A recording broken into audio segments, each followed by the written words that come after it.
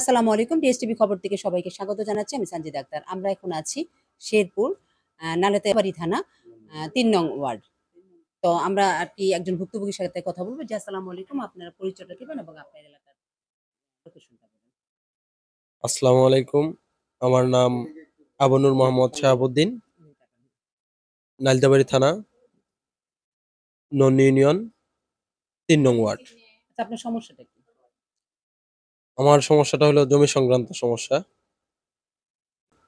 আপনি ক্রয় সূত্রে না বাপ-দাদার সূত্রে নাকি নানা বাড়ির সম্পদ সূত্রে? কোন সূত্রে? এই জমিটা আমার নানির কাছ থেকে আমার ক্রয় সূত্রে। আমরা কিনে নিছি। কত শতক? ৪৫ শতাংশ জমি। ৪৫ শতক জি। জমি। কত বছর আগে কিনেছেন? এই ১২ সালে। ১২ সালে। জি। জমিটা কার নামে কিনেছেন? জমিটা আমার মা আর আমার ২ খালা। ২ খালা। আপনার মার নামে, আপনার ২ খালার নামে। জি। জমিটাকে ক্রয় করেছেন আপনার নানির প্রাপ্তি সম্পদ। নানির প্রাপ্তি সম্পদ তো এমনিই আপনারা পাবেন। তাহলে ক্রয় করলেন কেন? এর সেটা অর্থ কি? নানি হয়তোবা তার সমস্যার কারণে তার ৩ মেয়ের কাছে বিক্রি করছে। নানির শারীরিক হয়তো অসুস্থতার হ্যাঁ, কারণে হ্যাঁ। কিংবা পূর্বের কারণে চিন্তা ভাবনা করে তখন তারা মনে করলো আমরা কিনে এনে আমার মার সমস্যার সমাধা হোক। এই চিন্তা ভাবনা করে তারপরে নানির কাছ থেকে কিনে নিল কিনে সম্পদ। কিনে নেওয়া কত বছর আগে এটা নিছে? ২০১২ সালে নিছি। ২০১২ সালে। ২০১২ সালে যখন নিছে এটা কি নাল জমি না আপনার ভিট জমি? না, চাষাবাদ। ফসলি জমি। হ্যাঁ, ফসলি ফসলি জমি। জি, জমি। ফসলি। যখন কিনে নিছেন তখন আপনারা দখলে নেন নাই? না, সেই সময় নানি বলছিল যে আমি জীবিত থাকা অবস্থায় যদি আমার ৩ মেয়ে যদি সেটা ভোগ দখল করতে চায়, সেই সময় তার ৭ টা ছেলে সন্তান আছে, তারা নাকি তাকে অত্যাচার জুলুম করব।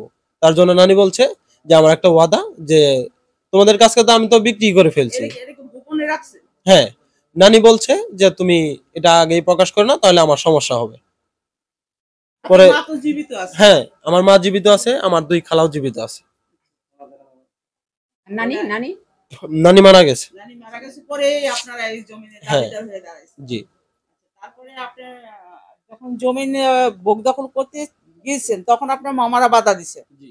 বাধা দিয়ে কি বলছে? কি কি কারণে বাধা? আপনারা তুলে ধরেন নাই যে এটা তো আমার নানির সম্পদ ক্রয় করা। এই যে আমাদের দলিলপত্র এগুলি আপনারা দেখান নাই? দেখাইছি, তারা ওই সময় বলছে যে এই দলিলের কোনো ভিত্তি নাই। তারা নানান কথা বলে, তারা বলছে যে এটা নাকি আমরা অন্য একজনের দিয়ে সেই দলিলটা পার করছি। আসলে এটা মিথ্যা। মানে মোট কথা তারা ওইটা জমি জাল দলিল বলে হ্যাঁ, চালাই দিতে হ্যাঁ। চাচ্ছে। তাদের স্বার্থের জন্য ভোগ জি। দখল করার জন্যই তারা এটা জাল দলিল বলতেছে। তারপরে কি বললো আপনার এই জমি কি আপনারা খারিজ করেছেন? জি, তারা ওই সময় বলছে যে যদি এই জমিটা যদি তোমরা খারিজ করতে পারো তাহলে আমরা জমিটা ছেড়ে দিব। তারপর আমরা সেই জমিতে না যেয়ে আমরা তাদের কথায় বাধ্য হইলাম। ওই সময় আমরা খারিজে গেছি।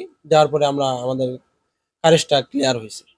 মূলত এটা আপনার মা এবং খালারা আপনার নানির শারীরিক অসুস্থতা ঔষধ পানির জন্য কিংবা তার খোরপোশের জন্য বিক্রি করছে চুপে চাপে আপনার খালারা আপনার মা এটা কিনে নিচ্ছে তখন এটা প্রকাশ পায় না। আপনারা প্রকাশ করেন না আপনার নানির নিষেধাজ্ঞার কারণে। হ্যাঁ, কিন্তু ওই সময় মামারা জানতো। মামারা জানতো। হ্যাঁ, আমার এক মামা জানতো। আমার ওই মামারে বলছে আমার মা এবং কি ২ খালা ফোনে যোগাযোগ করছে। সাক্ষী কে ছিল? দলিলের সাক্ষী আমার খালের বাড়ির ওইখানে এক লোক ছিল। জি। না, মারা গেছে। গন্ডগোল কত বছর ধরে? এটা তো প্রায় ১৩ বছর যাবত। ১৩ বছর যাবত। হ্যাঁ। এর ভিতরে আপনারা কোনো অ্যাকশনে যাননি? অ্যাকশনে গেছি কিন্তু তাদের সাথে আমরা পারি উঠতে পারি নাই। পারেন না। না। মানে তাদের বাহুবলটা বেশি। হ্যাঁ। এলাকায় গণ্যমান্য ব্যক্তি নিয়ে আপনারা বিচারের সভা বসাইছেন? জি, এই যাবৎ প্রায় ৭-৮ বার বিচারক নিয়ে বসা হয়েছে। তাদের বাড়িতেই বসা হয়েছে। কিন্তু তারা কোনো কথা মানে না। বিচারে মেনে যায়। হ্যাঁ, মানে। ঠিক আছে ওদের জমি ওদের দিয়ে দিব। দিয়ে দিব।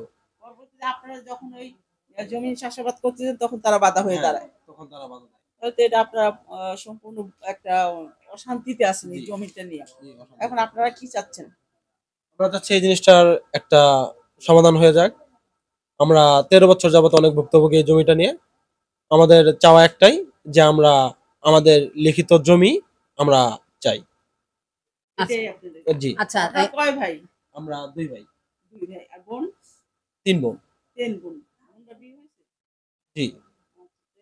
এই সম্পর্কে তো ভাগিদার আপনার 2 বোন আর 3 বোন আর 2 ভাই। বোনরা এসে কি এটার জন্য কোনো ই করে না সেটা তো দাবিদার? আপনার আমার নানির তো 3টা মেয়ে না, 3টা মেয়ে তো এখনো জীবিত আছে।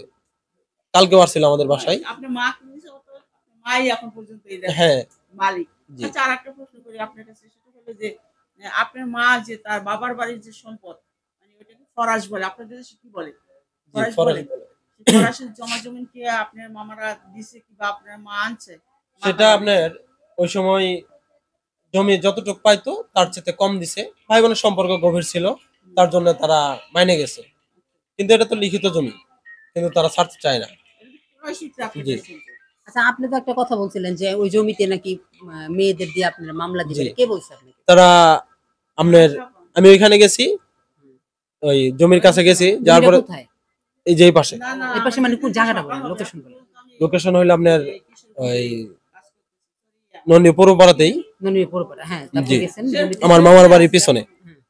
শেরপুর এখন আপনার যে আমি ওই জমিটাতে গেছি, তারা যে সময় জমিটা লাগায় ওই দিন চাষ করার পরে তারা জমিটা লাগাইতে গেছে, ওই সময় তারা কেউ লাঠি নিয়ে গেছে, কেউ ছড়ি নিয়ে গেছে, কেউ দাও নিয়ে গেছে। কেউ সেগুলা বলতে কারা? চিনেন আমার আপনি? মামা তো ভাই, তারা এই জিনিসগুলা মাটির নিচে পুঁতে রাখছে, মানে প্যাকের নিচে রাখছে, যে আমরা গেলে আমাদেরকে তারা আঘাত করবে। সেটা তাৎক্ষণিকভাবে আমি শুনতে পাই নাই, পরে শুনতে পাইছি যে তারা এরকম একটা পরিস্থিতি ঘটাইতো। তারপর আমার এক মামাতো বোন, সে ঢাকাতে থাকে, ওইখান থেকে তারা ফোন দিয়ে নিয়ে আসছে, নিয়ে আসার পরে বলছে যে তোমরা খেতে যাও, আমরা খেত লাগাবো, তারা যদি আসে তাদেরকে আমরা ধরবো না, পুরুষ মানুষ ধরবো না, তোমরা মহিলারা ধরবা। ছোট ছোট মেয়ে বাচ্চা নিয়ে তারা খেত লাগাইছে। মানে এখন আপনারা আসলে আশঙ্কাজনক ভাবে আছে। হ্যাঁ, আশঙ্কাজনক ভাবে আছি। এবং কি আমার মামারা এইটুকু বলছে যে যদি এই জমিনের বিনিময়ে যদি আমাদের জীবনও দিতে হয় তবু আমরা দেবো, তবু আমরা জমিন ছাড়বো না। আপনার মা কোথায় আছে? আমার মা বাসায় আছে। একটু ঢাকা যাবেন? আমার মা আসলে জিনিসটা অসুস্থ। ক্যামেরা আসবে না। আচ্ছা, জি যাই হোক। দর্শক, আমরা আচ্ছা, আমি একটা জি, কথা বলি, সেটা হলো আসলে শেরপুরে জেলায় এখানে আমি আরো বেশ কয়েকটা এই ল্যান্ড প্রবলেমের জন্য আসি ভেরিবেইতে, এলাকাবাসীর সাক্ষাৎকার দিতে।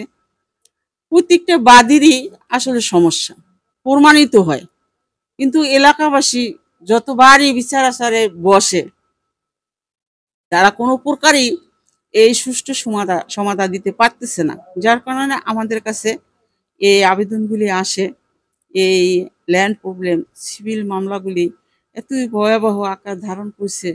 নিরীহ মানুষ তাদের ন্যায্য পাওনা, ক্রয় সূত্রে জমিন, পৈতৃক জমিন, তারপরে আহ, যে যেভাবেই সে দাবিদার হোক, কাগজপত্র দেখতে পেয়েছি সম্পূর্ণ বাদীর কাগজপত্র রাইট আছে, তারপরও এক শ্রেণী ভূমিদস্যু গায়ের জোরে তারা এই সমস্ত জমিনগুলি দখল করে ভোগ করে আসছে দীর্ঘদিন ধরে।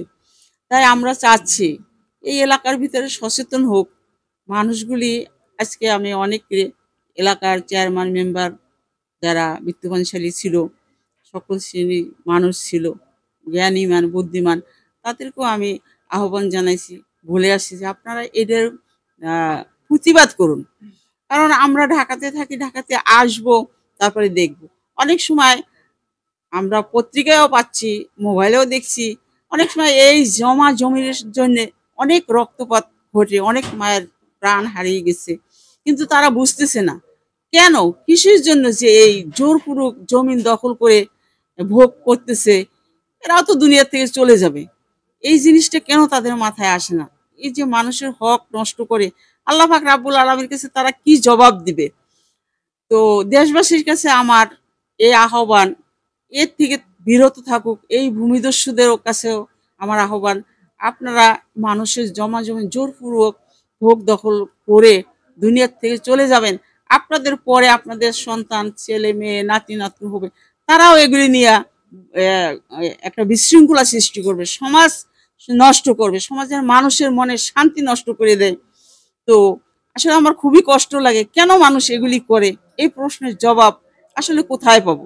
এই ল্যান্ডের জন্য সিভিল মামলাগুলি আমরা দেখতেছি বৎসরের পর বৎসর চলে যাচ্ছে, একটা মানুষের জীবন শেষ, তারপরে তার সন্তানের জীবনও শেষ, মামলা তার পক্ষে রায় হয়, বাদীর পক্ষে রায় হয়, আবার তারা সেই মামলাগুলি সুপ্রিম কোর্ট, হাইকোর্ট, তারপরে আবার তাদের পক্ষে রায় হয়, তারা উচ্ছেদ মামলা করে বাদী, পুলিশ প্রশাসন নিয়ে জমিন দখলে নেয়, আবার সেই জমিনে পিলার উঠে ফেলায়।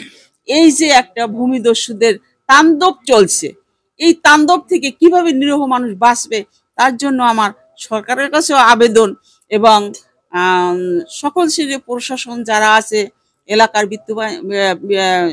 বিত্তবানশালী এলাকার মেম্বার, চেয়ারম্যান, মানবাধিকার যারা সবাই সচেতন, তারা যাতে করে এগিয়ে আসে, এই মানুষগুলির পাশে দাঁড়ায়, এবং এই মানুষগুলি এই দীর্ঘদিনের এই সম্পদ থেকে বঞ্চিত থেকে তাদের প্রাপ্য সম্পদ যেন ফিরিয়ে দিতে পারি আমরা, আপনারা। এই জন্য সবার কাছে আহ্বান, সরকারের কাছে আহ্বান। ধন্যবাদ দৃষ্টি শান্তি। দর্শক, আমরা এইমাত্র কথা বললাম যে যিনি হলো মানবাধিকার আইন সহায়তা কেন্দ্র ফাউন্ডেশনের চিফ কোঅর্ডিনেটর ফিরোজ নাজনীন আপুর সাথে।